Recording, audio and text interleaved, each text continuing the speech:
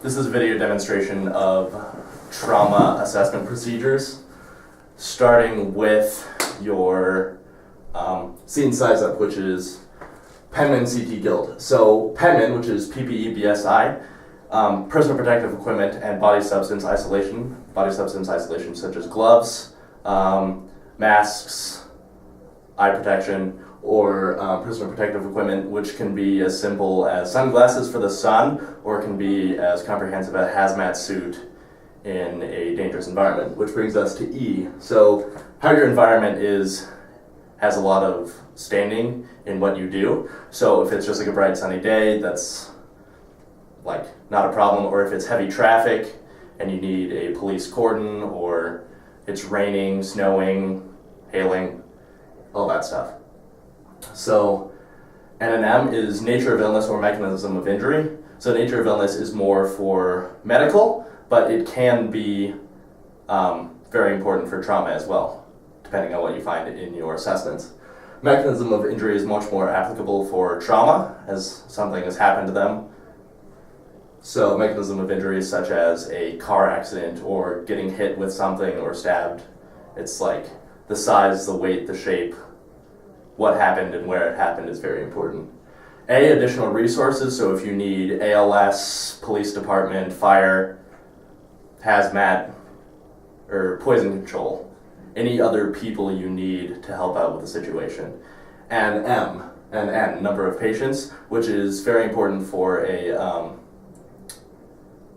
mass casualty incident or like a car crash when there's like two cars involved or passengers, or who's hurt and where.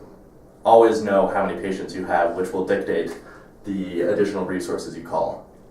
So next is, with your patient, you want to consider C-spine precautions, such as a C-collar or a long spine board.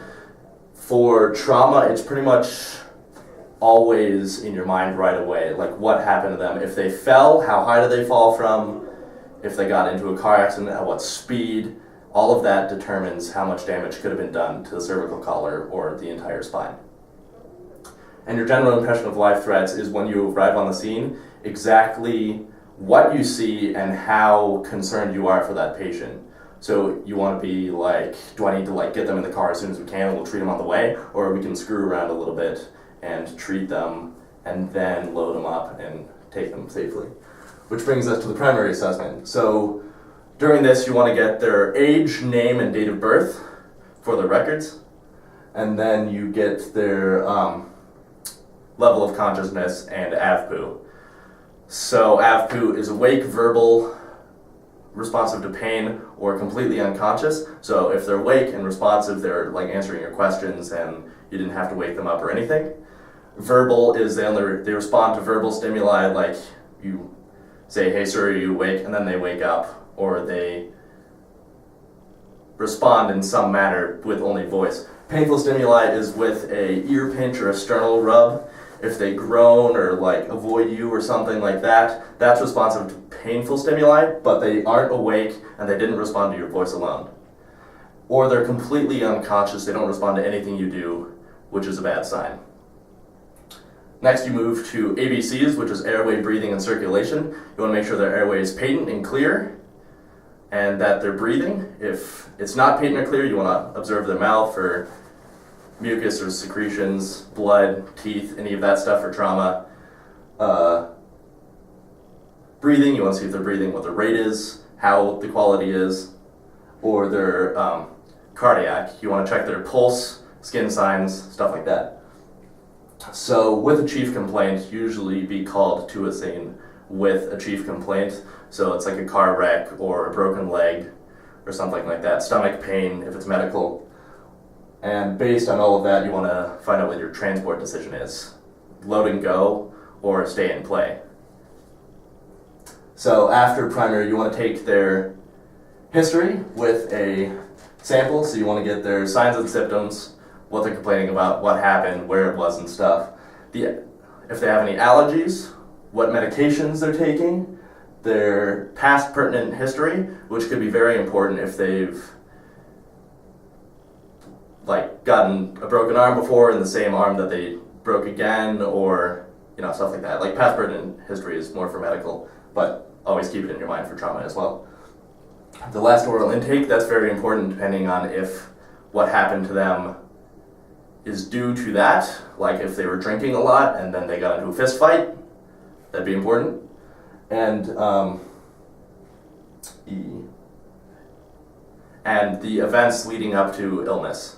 So what they were doing before, stuff like that. So after you take their history, you want to do a secondary assessment, which for medical is a system review of affected systems, but for trauma, since it's body damage, you want to do a full head to toe. So starting at their head, you want to check their eyes, nose, mouth, observe inside the mouth for anything in there that shouldn't be. You want to check their throat for jugular distension or tracheal shift. Move down to the chest, feeling for crepitus or any visible decap BTLS. Checking your hands for blood when you're sweeping. You want to check their abdomen for rigidness or anything like that. Hip stability. Then you move to their legs, checking front and back, looking for damage, feeling for damage, any swelling, stuff like that. Lower legs, feet, checking for distal pulses. Moving back up to their arms, checking that stuff. Shoulder rock, feeling, looking for blood all the time. Can be kind of hard with black gloves. And checking pulses along, and then you want to roll them over, feel their back, look for any damage to the spine, stuff like that. So after you've done a full head to toe, you want to take a comprehensive set of vitals, and then you want to reassess them the whole time depending on the damage done. And then after assessment, you want to call in to the hospital and tell them what's going on.